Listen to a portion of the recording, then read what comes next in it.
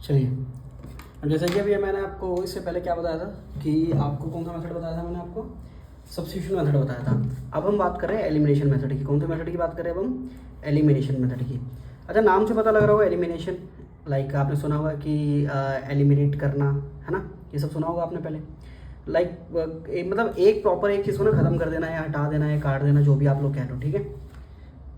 Okay, तो हम start करते हैं। मैं आपको मेथड बताता हूँ कि एलिमिनेशन मेथड में जो क्वेश्चन होते हैं या जो इक्वेशन होती है उनको सॉल्व कैसे करा जाता है, ठीक है। अब हमारे पास दो इक्वेशन है, स्टार्ट करते करना, ठीक है। फर्स्ट इक्वेशन x+5, इसको मान लिया हमने इक्वेशन 1। दूसरी इक्वेशन क्या है? 2x - 3y = 4, इसको मान लिया हमने इक्वेशन 2। ओके, अब हमें क्या करना है कि हमें देखो पता है, सबसे पहली चीज़ हमें क्या करनी होती है कि दोनों में या तो हम x को बराबर करें, या तो दोनों में हम या तो x को बराबर कर लें, या तो दोनों में हम y को बराबर कर लें, ठीक है। ये हमें करना होता है। अब जैसे कि मान लो कि मैं सपोज इसको इसके जैसा करता हूँ, यहाँ पे x क्या है, यहाँ पे x के साथ क्या है 2। अगर मुझे यहाँ पे इसको बराबर करना है, इसके जैसा करना है, x को ऐसा ही बनाना है सेम, तो मुझे क्या करना होगा कि इस वाले x को भी किससे मल्टीप्लाई करना होगा? 2 से मल्टीप्लाई करना होगा। बट हम खाली x को मल्टीप्लाई नहीं कर सकते 2 से। अगर हम 2 से मल्टीप्लाई कर रहे हैं तो हम इस पूरी इक्वेशन को मल्टीप्लाई करेंगे, इक्वेशन 1 को कम्प्लीटली मल्टीप्लाई करेंगे, ठीक है। लिखेंगे हम ऑन मल्टीप्लाइंग इक्वेशन 1 बाय 2, 2 से मल्टीप्लाई कर रहे हैं ना, तो हमें क्या मिलेगा जब हम मल्टीप्लाई करेंगे इसको इक्वेशन 1 को 2 से, तो क्या होगा?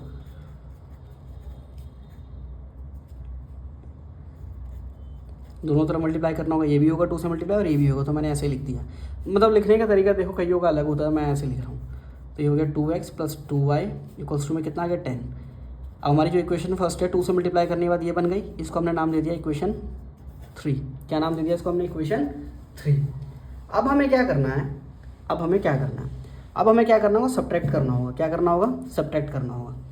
अच्छा, फर्स्ट इक्वेशन तो ये बन गई थर्ड, और सेकंड की सेकंड वही है, तो हम लिखेंगे सब्ट्रैक्ट इक्वेशन 2 फ्रॉम 3।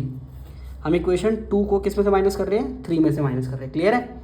तो लिख लेता हूँ मैं। अच्छा, जिसमें से करते हैं उसको हम पहले लिखते हैं। मैंने लिखा ना फ्रॉम 3, तो थर्ड इक्वेशन पहले आएगी।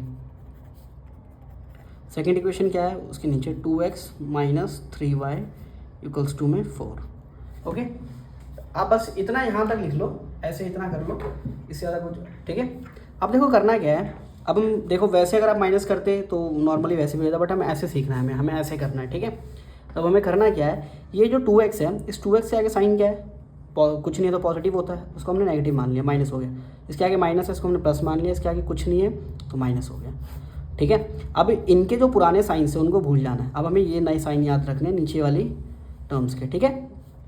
अब देखो इस 2x के आगे क्या है? प्लस, इस 2x का साइन क्या हो गया? माइनस, तो ये कैंसिल हो गया यहीं पे, प्लस माइनस माइनस। इस 2y के आगे क्या है? प्लस, इस 3y के आगे क्या हो गया? प्लस, तो 2 + 3y कितना हो गया? 5y। 10 के आगे प्लस, 4 के आगे माइनस, तो प्लस माइनस माइनस, 10 में से 4 गया 6, कितना आया? 6 आया। तो यानी कि मेरी y की वैल्यू क्या आ जाएगी? 6/5। जब आपने एक कंप्लीट वैल्यू निकाल ली ना, तब आपको क्या करना है? कुछ नहीं करना। अब आपने y निकाल लिया, अब आपको क्या करना है? किसी भी इक्वेशन में पुट कर दो, आपकी वैल्यू आ जाएगी x की। मैं यही कर देता हूँ, put the value of y in equation first में कर देता हूँ मैं। इक्वेशन फर्स्ट है कि x + y = 5। तो x कितना है हमारा? फाइंड करना है। y कितना है? पता है हमें 6/5। अच्छा, एक तरीका तो ये है इसको सॉल्व करने का। चलो मैं पहले ब्रैकेट ओपन कर लेता हूँ, वैसे मुझे डालना ही नहीं चाहिए ब्रैकेट में। एक तरीका तो ये है कि आप इस +5 को ना यहाँ ले जाके माइनस कर दो, ठीक है। यहाँ +5 है, यहाँ पे आके -6/5 हो जाएगा ये। तो एक तरीका ये ऐसे सॉल्व करने का। एक तरीका ये है कि भैया हम क्या करें कि ये जो है ना 5, इसको हटा ही देते हैं। अगर हमें 5 को हटाना है तो सिंपल सी चीज़ क्या होना है, ये 5 जो है दोनों तरफ जो भी होते हैं उन सबसे मल्टीप्लाई हो जाए। चलो छोड़ो, मैं वहीं ले जाता हूँ, माइनस कर देते हैं इसको, ठीक है। यहाँ एलसीएम लेंगे, दोनों का एलसीएम क्या आएगा? 5 आ जाएगा। यहाँ क्या आएगा? 5, यहाँ क्या आएगा? 6। तो ये कितना आ जाएगा आपका?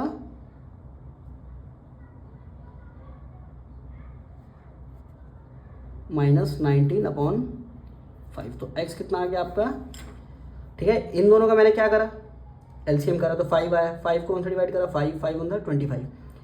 अगेन ऐसे ही यहीं पे करा, ये मैं तो आपका एक्स आगे कितना -19/5। यहाँ पे हमने एक्स वाई भी फाइंड कर लिया, यहाँ पे हमने एक्स भी फाइंड कर लिया। ये था हमारा एलिमिनेशन मेथड, ठीक है, क्लियर है। हम एक आध और देख लेते हैं इस पर, एक आध क्वेश्चन और देख लेते हैं। ये एनसीईआरटी का क्वेश्चन था, एनसीईआरटी का क्वेश्चन ही करवाया मैंने आपको, ठीक है। हम कौन सा क्वेश्चन कर ले अब, एक बार हम ये कर लेते हैं, सेकंड पार्ट में देखते हैं एक बार। ये सेकंड पार्ट हमें दिया हुआ है 3x 4y इक्वल्स टू में 10, ओके। दूसरा क्या है 2x minus 2y equals to में 2। इसको नाम दे दिया इक्वेशन 1, इसको नाम दे दिया इक्वेशन 2। हमें क्या करना है, इन दोनों में से, इन दोनों इक्वेशंस में या तो हमें x को बराबर कर लेना है या तो हमें y को बराबर कर लेना, ओके। या तो x को बराबर कर लेना है या तो y को बराबर कर लेना। तो जिसको आपको बेटर लग रहा है वो कर लो आप। अच्छा देखो, यहाँ पे मैं चलो x दोनों को इक्वल करते हैं। यहाँ पे x कितना है 3x, यहाँ पे कितना है 2x। अगर मुझे इन दोनों को बराबर करना है, दोनों भी डिफरेंट डिजिट्स, अलग अलग नंबर है, तो हमें क्या करना होगा, 3 से इस पूरे को मल्टीप्लाई करना होगा और 2 से इस पूरे को मल्टीप्लाई करना होगा, तभी जाके बराबर होगा। तो यहाँ लिख देंगे मल्टीप्लाइंग इक्वेशन 1। इक्वेशन 1 को किससे करेंगे 2 से, किससे करेंगे 2 से, by 2 and equation 2 by, equation 2 को किससे मल्टीप्लाई करेंगे 3 से। तो ये किससे हो रहा है 2 से हो रहा है, यहाँ लिख लेंगे। तो ये आ जाएगा आपका 6x 8y इक्वल्स टू में 20, इक्वेशन 3, ओके। और नीचे वाली इक्वेशन किससे मल्टीप्लाई हो रही थी 3 से, तो लिख देंगे 2x minus 2y equals to में 2, 3 से मल्टीप्लाई है ना, लिख लेते हैं। इसको इससे करोगे ब्रैकेट ओपन, तो ठीक है, ये हो गई हमारी इक्वेशन 4। अब वही सेम चीज़, इन दोनों की इक्वेशन ये दोनों बन गई है ना। तो क्या करना है, सब्ट्रैक्ट करना है, सब्ट्रैक्ट, या आपको सब्ट्रैक्ट नहीं लिखना तो आप ये लिख सकते हो कि from equation 3 and 4, equation 3 and 4। Equation 3 लिख लो ऊपर 6x plus 8y equals to में 20, उसी के जस्ट नीचे 6x minus 6y equals to में 6 आ गया, क्लियर है। आप देखो x मैंने साइन चेंज करना बताया था ना, इसके आगे प्लस है तो माइनस, यहाँ माइनस है तो प्लस, इसके आगे प्लस है तो माइनस, ये कैंसिल आउट हो जाएगा। देखो प्लस 8y प्लस 6y कितना हो गया 14y हो गया, 20 में से 6 माइनस करेंगे तो 14, यानी कि y की वैल्यू मेरी क्या आ रही है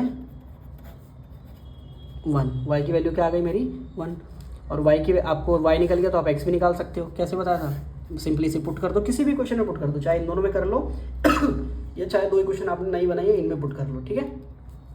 मैं इसमें कर दे रहा हूँ क्वेश्चन 2 में, क्योंकि कैलकुलेशन कम करनी पड़ेगी। Put the value of y in equation 2, okay. तो क्वेश्चन 2 है 2x minus 2y equals to में 2, x फाइंड करना है, y हमने निकाला 1 इक्वल्स टू में 2। अच्छा ये माइनस 2 वहाँ जाके क्या होगा +2, तो 2 + 2 4, ये आ गया 2x इक्वल्स टू 4। हमें खाली x की वैल्यू चाहिए, 2 हटेगा, 2 अभी मल्टीप्लाई में है तो 4 के पास नीचे जाके क्या होगा डिवाइड होगा, तो x की वैल्यू कितनी आ गई 2, तो x 2 आया y 1। ये एनसीईआरटी का क्वेश्चन था, और मेरा तो ये कहना है कि भैया अगर एनसीईआरटी के क्वेश्चन भी आप कर लो वही सफिशिएंट है, बाकी आप सप्लीमेंट लगा सकते हो प्रैक्टिस करने के लिए क्वेश्चन। और बेटर ये रहेगा आप कुछ क्वेश्चंस की प्रैक्टिस करो इन मेथड्स पे, ठीक है, क्योंकि एग्जाम में क्वेश्चंस पूछे जाते हैं, इन पे बेस्ड क्वेश्चंस आते हैं करने के लिए, ओके। Thank you.